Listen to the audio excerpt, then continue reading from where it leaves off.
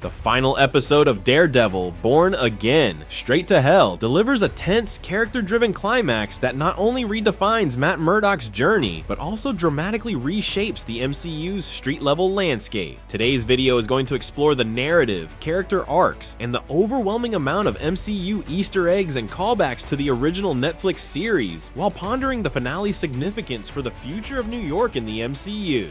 This breakdown is not going to be spoiler-free, so watch at your own nerd risk. Kicking off with the man of the hour, Matt Murdock. He was put through the ringer in this one. His journey in the finale is one of acceptance and rebirth. Throughout the season, he wrestles with the duality of his existence, lawyer versus vigilante.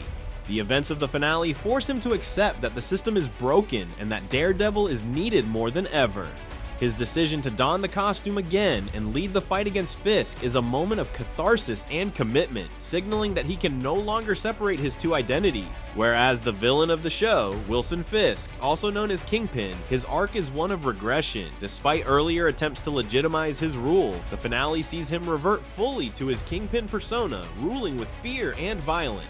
His partnership with Vanessa is now one of mutual ruthlessness, and his declaration of martial law marks the darkest chapter for New York's governance. Karen Page returns as Matt's confidant and moral anchor, helping him rally support and reminding him of Foggy's faith in him. Frank Castle is both ally and wildcard, which is pretty standard for the character no matter who he is fighting alongside, but his brutal methods only stand out more in this show when they clash with Daredevil's moral code. He is ultimately captured, but a post-credits scene hints at his continued resistance. Because one thing about the Punisher, he is hard to knock down. Heather Glenn and Kirsten McDuffie represent Matt's lost connections to a normal life, both distancing themselves as he embraces his vigilante role. Angela Del Toro is teased as a potential new White Tiger, keeping the door open for further street-level heroes. Imagine her on the Young Avengers in the MCU, she would fit right in. But let's get to the good stuff, all the callbacks and little references that tie this show to a grander universe. To put it short, let's get into the Easter eggs. The finale is packed with nods to the MCU and the Netflix Daredevil series, rewarding attentive fans and those that have been there since the beginning. One of the most significant callbacks involves Agent Ray Nadeem. He was a character from the Netflix show, a special agent for the FBI that was unfortunately taken out by Bullseye in season 3. Sadly, that meant viewers would not be seeing him again, but that doesn't mean they can't hear about him. Vanessa Fisk clearly explains that FBI corruption led to Bullseye getting released from prison early, despite the fact that that is a horrible idea. I mean, look at Bullseye and that resume of his. He should never have even been close to getting out. Agent Nadeem and Wilson Fisk are included in this conversation with Vanessa, not just tying it back to the first show, but also helping continue the story in a way that slots everything together organically. This nod also ties the current narrative of Born Again to past events, emphasizing the ongoing corruption within law enforcement that has historically protected Fisk and, let's honest, destroys the city but makes for an entertaining viewing experience.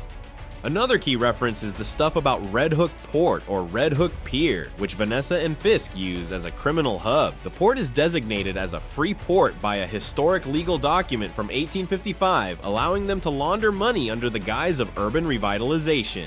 Fisk wants to make their operation go from big to massive though. The port was also featured in other Marvel series like Iron Fist and The Punisher, which further proves that those shows and all that took place in them are part of the MCU now. I mean, The Punisher literally appearing in multiple episodes and working with Matt was also a pretty big tip-off. But this is still a fun fact. Overall, this detail not only grounds the criminal enterprise in real-world legal loopholes, but also echoes comic book storylines involving smuggling and illicit trade zones.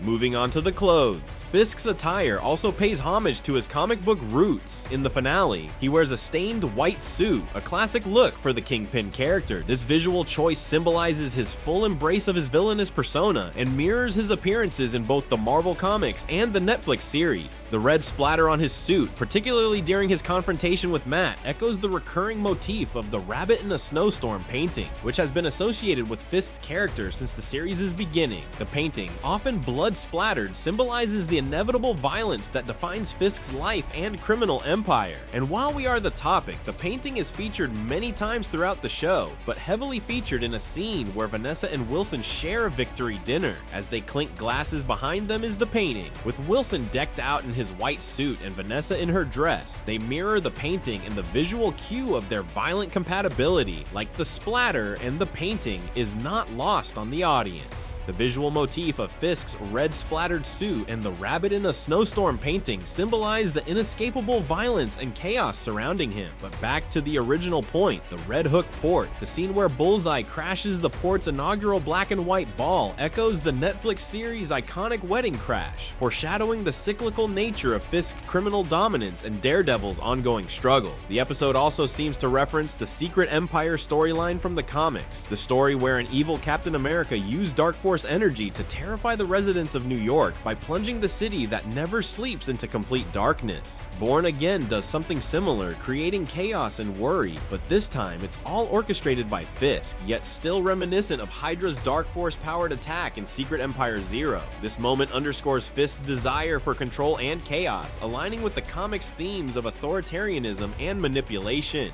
The return of White Tiger via Angela Del Toro is another pretty big moment for the show and the MCU, of course. Her presence hints at her future role as a hero. Do I hear Young Avengers, anyone? Her character's inclusion is a nod to the legacy of Marvel's street-level heroes, because goodness knows Marvel has dozens if not hundreds of them. The episode also confirms Officer Cole North as the man who ended Hector Ayala, the original White Tiger, with Frank Castle recognizing a Punisher bullet casing at the scene, a direct callback to the comics' depiction of the anti-vigilante task force's brutal methods. Woven into the episode are a couple funny callbacks to the original Netflix series, a favorite being the Avocados At Law sign. What might seem like a silly or even confusing phrase actually holds a lot of emotional weight, as it references Foggy Nelson and Matt Murdock's early days as lawyers. Foggy was trying to say lawyers in Spanish. The word can sound a bit like avocados, and you can probably guess whatever happened. Rest in peace, Foggy Nelson, the best avocado at law there ever was. The soundtrack shouldn't go unnoticed either. The strategic choices also contain symbolic significance, with songs like Stormcloud Rising, Killing Me Softly, and Radiohead's Everything in Its Right Place, which reflect the episode's dark tone and the chaos engulfing New York. They are also pretty literal. Stormcloud plays as TH episode kicks off, and there certainly is a storm cloud of unrest in NYC. Softly plays during an attempt on Matt's life, and Right Place plays right at the end. The soundtrack designer nailed this season. Finally, the episode's references extend to the MCU. We mentioned the nods to the Secret Empire storyline, but there was also a fun nod to the Pim Van Dyne Foundation in the form of an electronic billboard seen just before the lights went down. The Pims come from the Ant-Man section of Marvel. These Easter eggs serve to deepen the narrative, connect the series to the wider MCU, and set the stage for future developments. The finale's careful weaving of comic book lore, Netflix callbacks, and MCU references creates a layered storytelling experience that rewards attentive fans and enriches the ongoing saga of Daredevil and New York's Vigilantes. The finale's narrative structure is deliberately somber and unresolved. Rather than a triumphant victory, Matt and his allies are forced into retreat, regrouping for a larger war to come. He does say we're gonna need an army. Hopefully that means we'll be seeing some epic team-ups soon. They subtly mentioned Spider-Man a few times in the show, plus Miss Marvel was directly mentioned too, but this choice grounds the series in the harsh realities of street-level heroism. Victories are temporary, and the fight is unfortunately never truly over. By outlawing vigilantes and instituting martial law, the show raises the stakes for all costume heroes in the MCU's New York. The Red Hook free port, the caging of heroes, and the rise of new threats all set the stage for a broader, more interconnected street-level narrative in future seasons. Daredevil, Born Again's finale is a pivotal chapter for the MCU, signaling a renewed focus on grounded, morally complex storytelling. The episode's Easter eggs and references not only reward longtime fans, but also lay the groundwork for crossovers and new heroes. The integration of characters like the Punisher, Bullseye, and White Tiger, along with references to organizations like the Pim Van Dyne Foundation, hint at a future where the street level and cosmic sides of the MCU may intersect more than ever. The final episode of Daredevil, Born Again, is a masterclass in character-driven storytelling, balancing action, emotion, and a wealth of Marvel lore. By embracing the darkness and uncertainty of Matt Murdock's world, the show delivers a finale that is both a conclusion and a bold promise for the future.